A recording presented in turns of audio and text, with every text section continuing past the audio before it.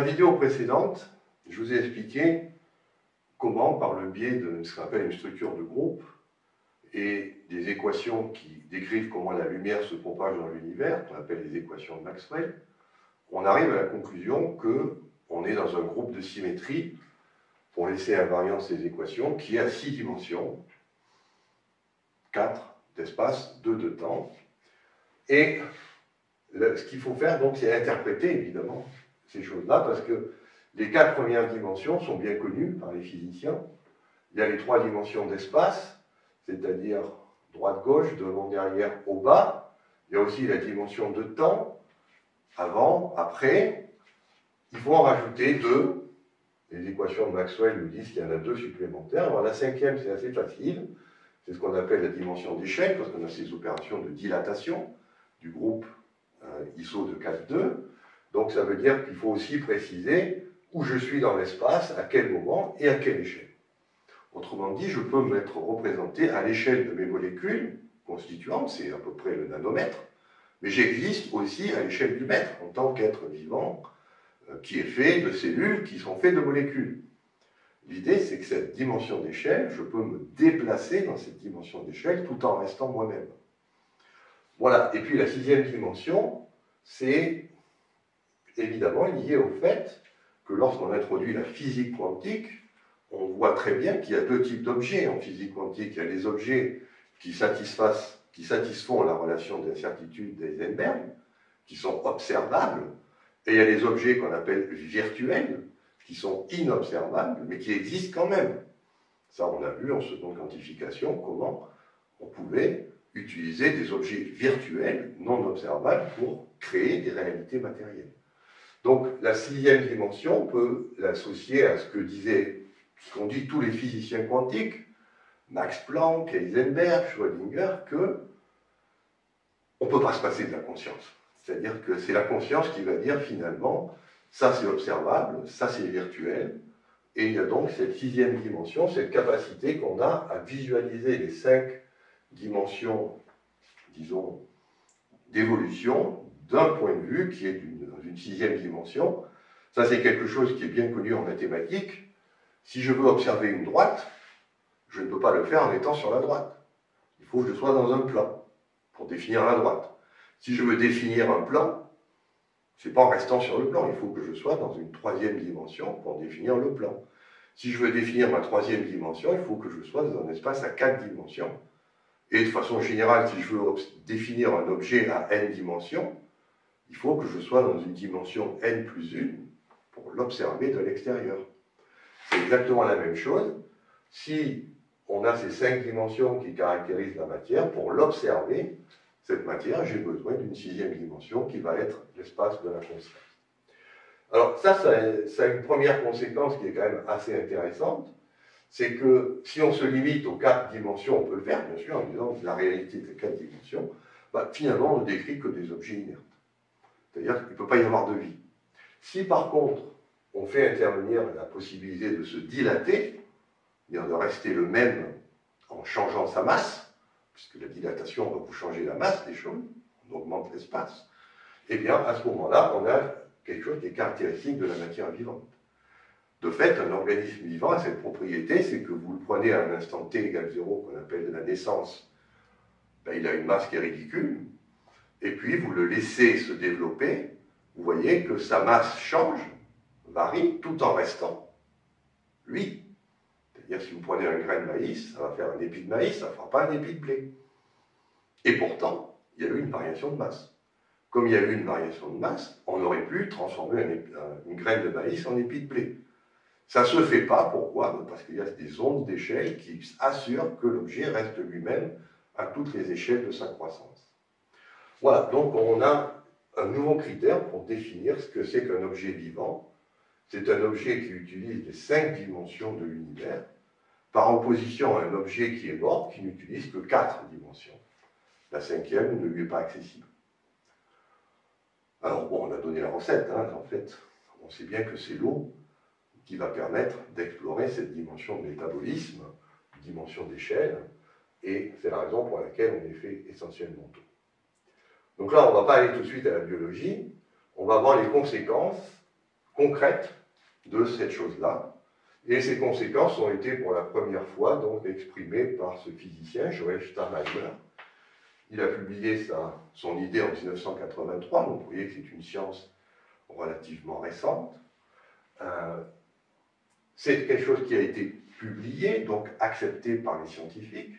C'est pour ça qu'aujourd'hui, c'est quand même un peu surprenant qu'il y ait des gens qui contestent ces publications, parce que c'est la base de la science, c'est de publier. Et si l'article est accepté, c'est que c'est de la bonne science. Donc, que nous dit Joel Sternheimer?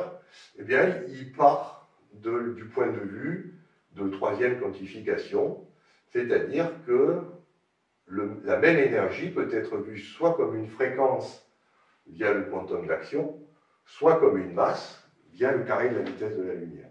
Et ça, c'est ce qu'avait fait déjà Louis de Broglie en 1923. Il avait dit, si j'ai de l'énergie en multipliant le quantum d'action par la fréquence, ou si j'ai de l'énergie en multipliant la masse par le carré de la vitesse de la lumière, comme c'est la même énergie, je peux dire qu'à toute masse, je peux associer une fréquence. Autrement dit, si je vois une masse, je vois une vibration. Si je vois une vibration, j'ai une masse qui lui correspond, parce que, encore une fois, les facteurs h et c carré sont des facteurs d'échelle, qui font juste que vous changez la dimension d'échelle, vous changez la dimension d'échelle, et vous ne changez pas foncièrement l'objet qui est là. Alors, une fois qu'on est là, on a un petit souci. C'est que la constante de Planck est toute petite, et la vitesse de la lumière est très grande. Elle sera encore plus grande si vous l'élevez au carré. Ce qui fait que quand vous calculez les fréquences qui sont associées à des masses telles qu'on les connaît, ça fait des fréquences qui sont énormes. Donc là, c'est là où va intervenir ce qu'on appelle la loi d'octave, c'est-à-dire que, comme on s'intéresse à de la matière vivante, on sait très bien que la matière vivante, nos sens, obéissent à des lois logarithmiques, et que ces lois logarithmiques font que lorsqu'on transpose d'un facteur 2, c'est-à-dire qu'on divise tout par 2, en général, les sensations restent les mêmes. La science qui met ça le mieux en évidence, c'est la musique. On vous fait entendre une fréquence fondamentale, on multiplie la fréquence par 2, et l'oreille a la même sensation. On a ce qu'on appelle l'accord d'octave. Donc l'idée, elle est simple, c'est que ces fréquences ne peuvent pas être entendues. Par contre, on peut faire des transpositions d'octave, c'est-à-dire diviser par 2 un certain nombre de fois, jusqu'à récupérer soit une fréquence électromagnétique, c'est-à-dire on peut faire des couleurs, mais on va aller jusqu'aux plus basses fréquences qu'on appelle les fréquences sonores. Et c'est comme ça qu'on peut transformer des masses en notes de musique. C'est tout à fait autorisé par la physique quantique, et c'est ça qu'on va explorer. Donc, par exemple, vous avez ici, ça a été publié donc par Joël, vous prenez donc cette particule qu'on appelle le K-, et ici, il va subir une rencontre avec un proton qui va provoquer une germe de particules élémentaires. Ça s'observe dans des accélérateurs de particules. Donc la rencontre va produire des oméga-, des xi, des lambda, des pions. C'est un véritable zoo là, qui se forme. Et il faut savoir que ce zoo, la première fois qu'on l'a rencontré, c'était un peu la panique, parce qu'on pensait qu'il y avait dans la matière des protons et des neutrons, et puis tout d'un coup apparaît du vide tout un tas de particules qui ont des masses qui sont très différentes. Et un des premiers efforts des physiciens, ça a été de dire, bon, il y a plein de masses, mais quelles sont les relations entre ces masses? Et Joël, qui était musicien, s'est tout de suite aperçu que quand il transpose par la relation de De Broglie les masses, on connaît les masses de toutes ces particules, qu'on les transforme en fréquences, voilà ce que ça donne, ce diagramme de physique des particules élémentaires. En fait, c'est un K-, qui est une note qui correspond à la note Sol, qui va générer, lorsqu'il rencontre le proton, un accord de Sol septième majeur, et qui ensuite va évoluer vers un La mineur sixième, placé sur sa note septième, donc, qui correspond au lambda 0, au xi 0 et à l'oméga. C'est-à-dire qu'on observe un événement à l'échelle des particules élémentaires et on constate que cet événement est régi par des règles musicales. On obtient des accords. Et ça, on le sait très bien en musique, si on obtient des accords, des relations de Kent, de Kars, de tierces, c'est qu'il y a des ondes de synchronisation qui sont responsables des résonances qu'on observe. C'est-à-dire que Joël Steinheimer va indiquer qu'il y a ce qu'on appelle des ondes d'échelle, qui se propagent non pas dans l'espace ou dans le temps, mais qui se propagent dans la dimension d'échelle et qui font qu'on peut synchroniser les masses, et pas simplement synchroniser les positions et les horloges.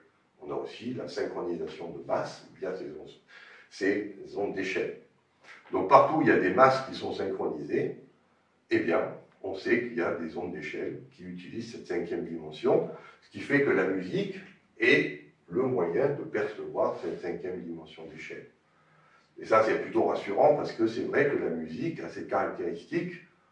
Lorsque vous écoutez de la musique, eh bien, vous pouvez complètement modifier votre être intérieur parce que vous agissez non pas à 4 dimensions, mais dans une cinquième dimension qui vous oblige à réaliser certaines choses que vous ne pouvez pas percevoir tant que vous êtes à 4 dimensions.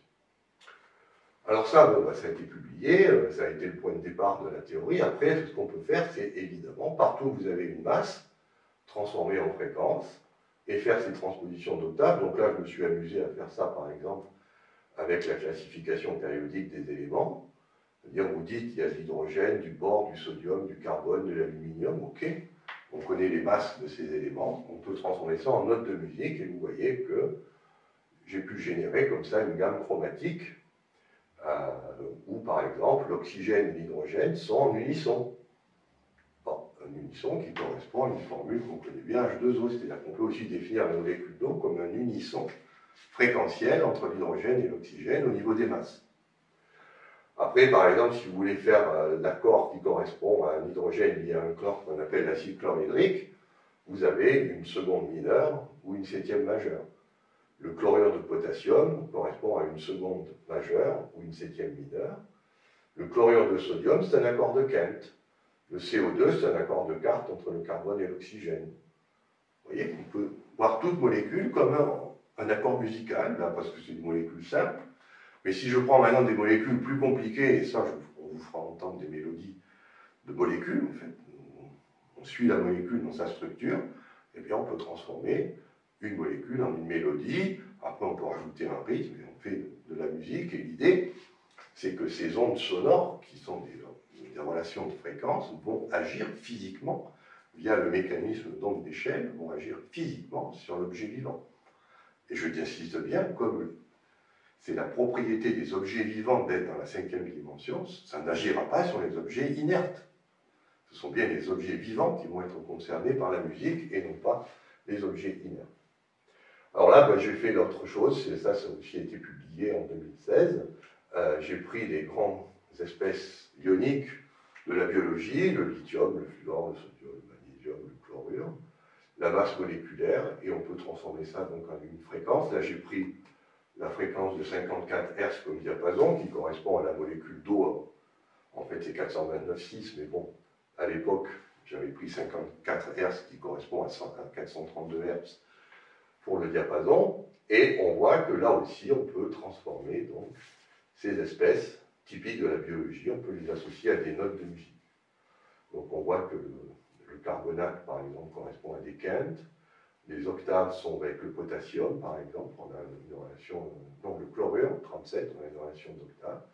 Le potassium est en seconde mineure, le lithium en accord de quarte, on a donc une septième mineure pour le zinc. Donc on peut voir les mouvements d'ions dans l'être vivant comme en fait de la musique qu'on peut créer et jouer. Donc ça, on pourra aussi créer des partitions. Donc dans l'application Wiki, au cours du temps, on rajoutera de temps en temps des partitions de molécules chimiques ou, comme on va le voir dans la vidéo suivante, de protéines ou d'acides aminés pour pouvoir explorer cette cinquième dimension de la musique avec toujours l'idée en arrière-plan que quand vous écoutez une musique, c'est pas anodin. C'est-à-dire qu'il y a de l'information qui est là sous forme de fréquences et que via les ondes d'échelle, ces fréquences agissent sur nos masses, sur nos particules élémentaires et nous permet, bien évidemment, ça donne des outils thérapeutiques ou simplement des outils d'évolution de conscience grâce à la musique.